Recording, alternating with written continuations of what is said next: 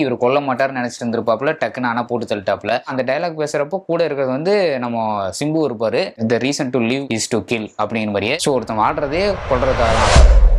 Hello, டக்லிஃப் trailer எல்லாருமே பார்த்துருப்பீங்கன்னு நினைக்கிறேன். இந்த வீடியோல நம்ம சில ப்ரிடிக்ஷன்ஸ் பார்க்க போறோம். எஸ்டிஆர் சைடுல எஸ்டிஆர் வந்து கமலுக்கு ஆப்போசிட்டா மாறதுக்கு 2 ப்ரிடிக்ஷன்ஸ் நம்ம பண்ண போறோம். இப்படி இருந்தா கூட அந்த கதையில இவர் இப்படி வில்லனா போறதுக்கு நிறைய வாய்ப்புகள் இருந்திருக்கும் அப்படின்னு நம்ம சில ப்ரிடிக்ஷன்ஸ் எல்லாம் பண்ண போறோம். ஆல்ரெடி இருக்கிற ஒரு ப்ரிடிக்ஷன் என்னன்னா த்ரிஷாக்காக தான் 2 பேரும் ஃபைட் பண்ணிக்கிறாங்க அப்படிங்கிற மாதிரி. பட் அது வந்து அப்படியே தள்ளி ஓரமா வச்சுட்டு இந்த வீடியோல எஸ்டிஆர் சைடுல எஸ்டிஆர் வந்து கமலுக்கு ஆப்போசிட்டா மாறதுக்கு மெயினான ஒரு 2 ரீசன் இருக்கலாம் அப்படின்னு நம்ம ஒரு 2 ப்ரிடிக்ஷன்ஸ் பண்ண போறோம். 2 டிஃபரெண்டான கதைகள். அதை நீங்க பார்த்ததுக்கு அப்புறம் அந்த ட்ரெய்லர் குறித்து உங்களோட கண்ணோட்டம் வேற மாதிரி மாற ஆரம்பிக்கலாம். இது கரெக்டாகவும் இருக்கலாம், தப்பாவும் இருக்கலாம். பட் இது என்னோட திங்கிங். ட்ரெய்லர் பார்த்துட்டு எனக்கு தோணுன சில விஷயங்கள். ஸோ ஃபர்ஸ்ட் ட்ரெய்லர் பார்த்ததுக்கு அப்புறம் த்ரிஷா வந்து நிறைய கேரக்டர்ஸ் எல்லாமே பார்த்தீங்கன்னா முதுகுல குத்துறதா இருக்கு, இல்லைன்னா அவங்களோட ஹஸ்பண்ட் ஏமாத்துற கேரக்டரா இருக்கும். இந்த மாதிரி சில கேரக்டர்ஸ் எல்லாம் பண்ணிட்டு இருக்கிறதுனால இதுலயும் எஸ்டிஆருக்கு பேரா வருவாங்க அப்படின்னு மாதிரி நினைச்சிட்டு இருந்தா கடைசியில் பார்த்தோம்னா கமலஹாசனுக்கு பேர் மாதிரி ஏதோ காமிக்கிறாங்க. அது பேர்ல அது ஏதோ அஃபேர் மாதிரி இருக்குது. அதுவும் அந்த ஒரு சாங் வேற சுகர் பேபின்னு வருது. சுகர் டாடி மாதிரி இது வந்து சுகர் பேபி. அப்ப இவங்க வந்து ஏதோ ஏமாத்துறாங்க, ஒன்னு கமலஹாசன் ஏமாத்துறாங்க, இல்லைன்னா எஸ்டிஆர் ஏமாத்துறாங்க அப்படின்னு சொல்லிட்டு நிறைய பேர் ட்ரோல் பண்ணிட்டு ஒரு மீம்ஸ் எல்லாம் போட்டுருந்தாங்க.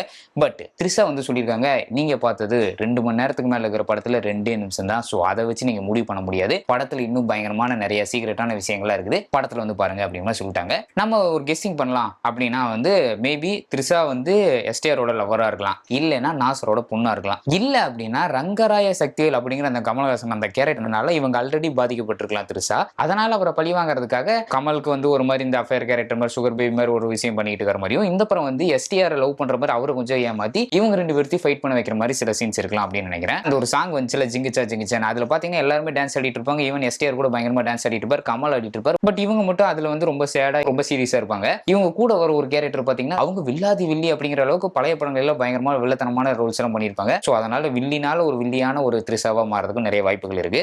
பட் இதுல சாக்கியான விஷயமே லட்ல வச்சு நினைச்சதை நட்ல வச்சுன்னு சொல்லி மணிரத்னம் சார் பண்ணதான். எஸ்டிஆருக்கு ஜோடின்னு பார்த்தோம்னா கடைசியில் கமல்ஹாசன் அவருக்கு வந்து ஏதோ ஒன்று காமிக்கிறாங்க. இதுல இன்னும் சாக்கியான இன்னொரு விஷயம் என்னன்னா, அந்த ஒய்ஃப் ரோல் பண்ணியிருக்காங்கல்ல கமல்ஹாசன் சாருக்கு, அவங்களோட ஏஜ் வந்து த்ரிஷா ஏஜ் கூட 1 இயர் கம்மிங்க. அவங்க 41, இவங்க த்ரிஷா 42. நம்ப முடியல. இதுதான் ரொம்பவே பெரிய ஒரு சாக்கியான விஷயமா இருக்கு. சரி ட்ரெய்லருக்கு வருவோம். ரங்கராய சக்திவேல் அவருக்கு அப்புறம் வந்து நம்ம தான் அப்படின்னு நாசர் கேரக்டர் ரொம்ப நம்பிட்டு இருக்காப்ல. அந்த டைம்ல அமரந்தா அப்படின்னு சொன்னோடனே அவர் கொஞ்சம் காண்டாவது.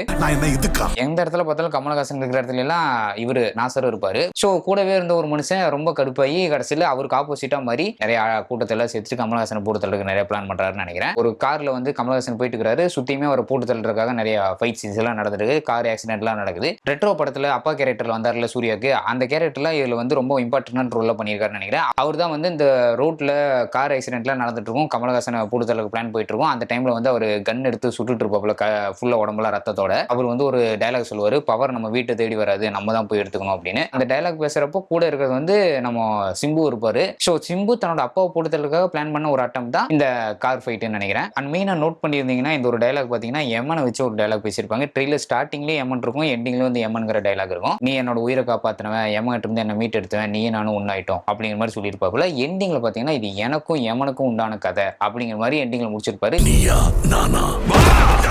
எமன்ட்டு இருந்து காப்பாத்தினதும் எஸ்டிஆர் சின்ன வயசுல அவர் தான். எமனா இருந்து அவரை போட்டுத்தள்ள பாக்குறதும் எண்டிங்ல எஸ்டிஆர் அவர் தான். எஸ்டிஆர் சின்ன பையனா இருக்கிறப்போ ஒரு மேன்சன் மாதிரி ஒரு இடத்த காமிப்பாங்க. அந்த மேன்சன் மாதிரி காமிக்கிற இடத்துலயே தான் எண்டிங்ல எஸ்டிஆரும் நம்ம கமலஹாசன் அவரும் வந்து 2 பேரும் ஃபைட் பண்ணிட்டு இருப்பாங்க. இந்த இடத்துல பெரிய சம்பவம் ஒன்று நடந்திருக்க போது மேபி இதை வந்து நம்ம கொஞ்சம் வேற மாதிரி யோசிச்சு பார்ப்போங்க. இது வந்து இப்படிதான் இருக்கும் அப்படிங்கிற மாதிரி இல்ல, படம் வந்ததுக்கு அப்புறம் நம்ம இப்படிதான் இருந்துச்சான்னு பார்ப்போம்.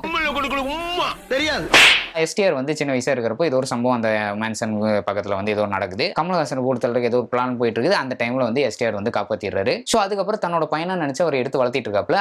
ஆனா கொஞ்ச நாள் போக போக போக தன்னோட அப்பாவை கொன்னதும் இல்லைன்னா தன்னோட அப்பா சாகருக்கு மெயினான ரீசன், இல்லைன்னா தன்னோட அப்பா அம்மா சாகருக்கு மெயினான ரீசன் வந்து ரங்கராய சக்திவேலான கமல் தான் அப்படின்னு தெரிஞ்சுக்கிட்டு அவரை போட்டு தள்ளுறதுக்கு நிறைய பிளான்ஸ் எடுத்துருக்கலாம்னு நினைக்கிறேன். எஸ்டிஆர் வந்து கமலுக்கு ஆப்போசிட்டா மாறதுக்கு இதுதான் ஒரு ரீசனா இருக்கிறதுக்கும் லைட்டா ஒரு வாய்ப்பு இருக்கு. ஸோ கதைப்படி பாக்குறப்போ அண்ட் ட்ரெய்லர் படி பாக்குறப்போ ரங்கராய சக்திவேல் இறந்துடுறாப்ல அப்படின்னு இவங்க நம்பிட்டு எஸ்டிஆர் வந்து இனிமே நான் தான் இங்க ரங்கராய சக்திவேல் அப்படின்னு சொல்லிட்டு பவர் எடுத்து எல்லாருமே வந்து கண்ட்ரோல் பண்ண ஆரம்பிக்கிறாரு. அந்த டைம்ல அசோக் செல்வன் போலீஸா வந்து எப்படி ரங்கராய சக்திவேல் இறந்தாப்ல, இவங்க மேபி அது வந்து ஒரு ஆக்சிடென்ட் அப்படின்னு மாதிரி ஏதாச்சும் முடிச்சிருக்கலாம். பட் அவர் எப்படி இறந்தாருன்னு சொல்லிட்டு அவரு தேடி தேடி பாக்குறப்போ அந்த டைம்ல இறந்துட்டாருன்னு நினைச்ச ரங்கராய சக்திவேல் தாடி முடியெல்லாம் பயங்கரமா வளர்த்திட்டு இதுக்கப்புறம் நான் உன்னை போட்டு தள்ளுறதுக்கு வரேன்டா, நீ என்னையே போட்டு தள்ள பாக்குறியா அப்படின்னு சொல்லிட்டு அவர் ரிட்டர்ன் வந்து இவங்களை இவங்களை போட்டு தள்ளுறதுக்கு, எஸ்டிஆரை போட்டு தள்ளுறதுக்கு அவர் என்னெல்லாம் பிளான் பண்றாரு அப்படிங்கிறதான் வந்து இந்த கதையை போகும்னு நினைக்கிறேன். அமரன் அப்படிங்கிற ஒரு கேரக்டரே வந்து சாகவே மாட்டான் இவன் அப்படிங்கிற மாதிரி. பட் இந்த படத்துல அந்த நேம் வந்து அமரன்ங்கிறது வந்து இவருக்கு தான் அந்த கேரக்டர் இருக்குது. இவர் இறந்துட்டாருன்னு நினைக்கிறாங்க, கமல்ஹாசன் திரும்பி வந்துறாரு. பட் அந்த அமரன் நேம் வந்து எஸ்டிஆர் கொடுத்துருக்காங்க. ஸோ எப்படி இவர் பிளான் பண்ணியிருக்காரு, ஒரு 35 வருஷத்துக்கு அப்புறம் நாயகனே வந்து ஒரு கல்ட் கிளாசிக் பயங்கரமான இந்த பெஸ்ட் படங்கள் அப்படிங்கிற படங்கள்ல இந்த படமும் ஒரு ஒன் ஆஃப் தி மூவி அப்படிங்கிற அளவுக்கு ஒரு லிஸ்ட்ல இருக்கக்கூடிய ஒரு படம். ஸோ ஒரு 30-35 வருஷத்துக்கு அப்புறம் இவங்க 2 பேருமே சேர்றாங்க, மணிரத்னமும் கமல்ஹாசன் அவங்களும். ஸோ சும்மா டேக் இட் ஈஸியா எடுத்துக்க மாட்டாங்க ஆடியன்ஸ். அண்ட் இதுல நீங்க மெயினா ஒன்று நோட் பண்ணிட்டீங்கன்னா ட்ரெயிலர்லேயே வந்துட்டு அந்த ஒரு டார்க் டோன் மாதிரி ஒரு மாதிரி த்ரில்லிங்காவே போயிட்டு இருக்குது.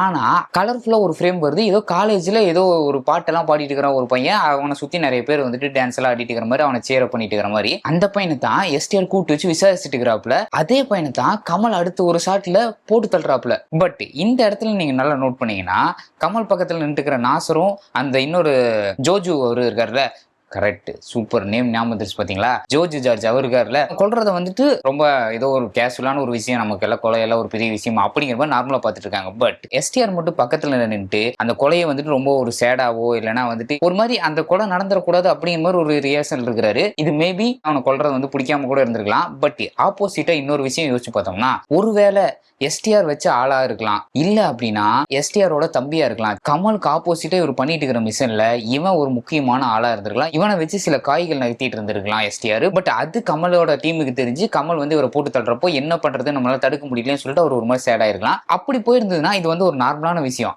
ஆனா ஆப்போசிட்டாவே மாறுறாரு, இவர் ஒரு வில்லத்தனமா வந்துட்டு கமலையே போட்டு தள்ளணுங்கிற அளவுக்கு போயிருக்கிறாரு. அப்படின்னா மேபி இந்த கேரக்டர் உண்மையாவே எஸ்டிஆரோட தம்பியா இருந்து சின்ன வயசுல இருந்து அவனை வளர்த்திட்டு இருந்து கடைசியில அவனை கொல்ல போறாரு, அதை நம்மளால தடுக்க முடியல அப்படிங்கிற மாதிரி ஒரு மாதிரி சேடா இருந்தாருன்னா, அதுக்கப்புறம் தான் தூக்கி வளர்த்த அப்பாவே இருந்தா கூட அவர் போட்டு தள்ளணும்ப்பா அப்படின்னு சொல்லிட்டு ஒரு மாதிரி ரொம்ப ரேஜா பயங்கரமான ஒரு கோவத்தோட இறங்குறாரு. அப்படின்னா எப்படி இருக்கும்?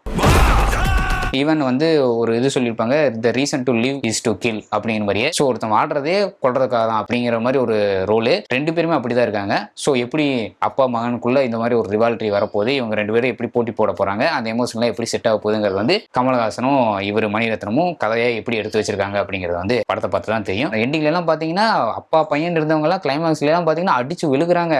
தன்னை தூக்கி வளர்த்த அப்பான்னு இவருக்கும் இது இல்லை, அவருக்கும் வந்து தன்னோட உயிரை காப்பாத்தின பையனு சொல்லிட்டு அவருக்கும் ஒரு இது இல்லை. மேபி அந்த டைம்லயே அப்ப தம்பியை காப்பாத்துல அவரு அப்படின்னு யோசிச்சோம்னா மேபி இவர் கொல்ல மாட்டாருன்னு நினைச்சிட்டு இருந்திருப்பாப்புல, டக்குன்னு ஆனா போட்டு தள்ளிட்டாப்புல.